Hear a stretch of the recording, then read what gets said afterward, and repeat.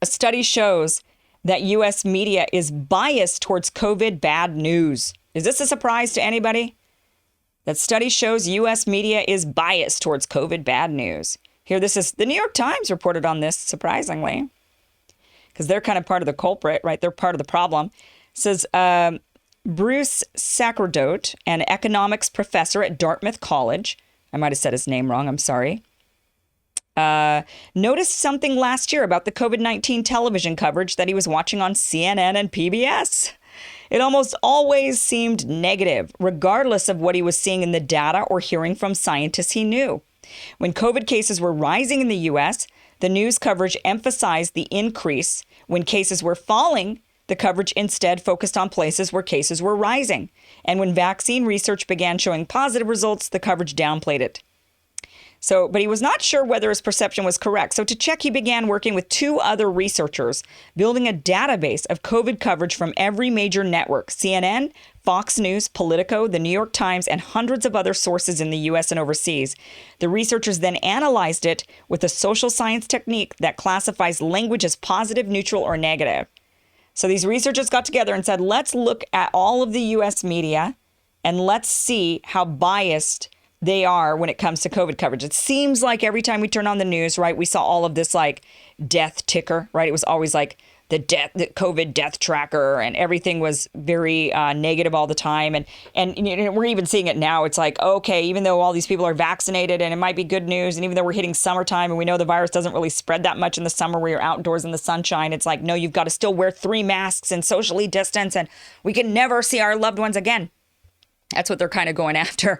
You know, even today watching CNN, I was like, come on, guys. I mean, they were honestly, they had a woman on talking about her father who had been fully vaccinated. He got both doses. He was free and clear. He was in his 80s. He went and saw her, and then he died of COVID a couple of weeks later. And so she was saying, it doesn't matter if you've been vaccinated. You know, she was crying on TV, and CNN was saying, yeah, you know, keep this going, essentially, where they were saying, it doesn't matter if you've been vaccinated. It doesn't matter if you're free and clear. You're not really. You need to go hide, and you need to wear a mask, 3 masks even, no matter what. It doesn't matter. The vaccine isn't going to save us.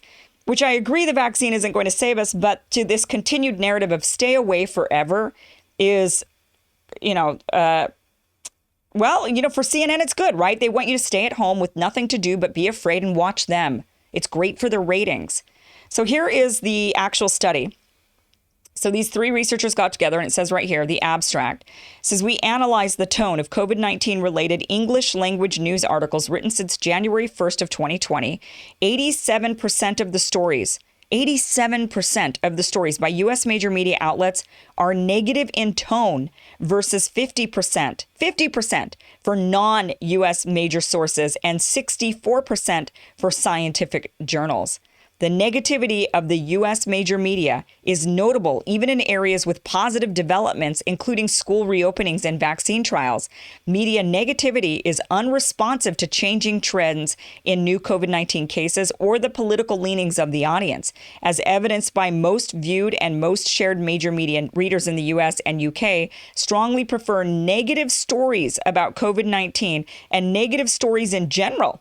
Gosh, we are a happy bunch, aren't we? But the U.S. major media is more willing to satisfy this demand for negativity in both COVID and pre-COVID years. We suggest that this American exceptionalism stems from the lack of fair and balanced media laws and a lack of large public options in U.S. media. The causal impacts of this negative COVID coverage are less obvious. Countries in the U.S. that rely more heavily on major media are as likely to reopen schools as other similar countries, they're saying. So, but this is interesting. So our news had 87% negative coverage when it came to COVID. And that, I think, we all kind of felt, right? It was, if you said anything like, well, maybe then people jump down your throat. If you said, well, any sort of dissent from the negativity, from the you just have to hide away and wear a mask and socially distance and never see your loved ones forever, and this is going to be doom and gloom and 2 million of us are all going to die.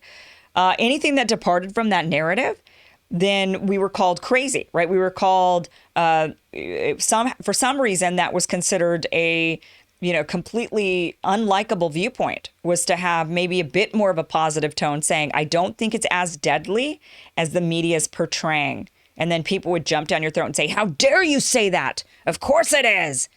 Everybody's going to die. All of us. This is the plague.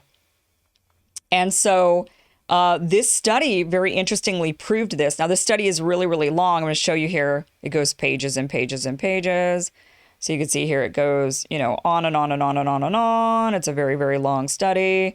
But this is a really interesting study, and I will link it for you guys in the clip later if you want to watch this. But really interesting. 87% of U.S. news coverage is negative when it comes to COVID-19 compared to 50% for non-U.S. major sources, all English speaking.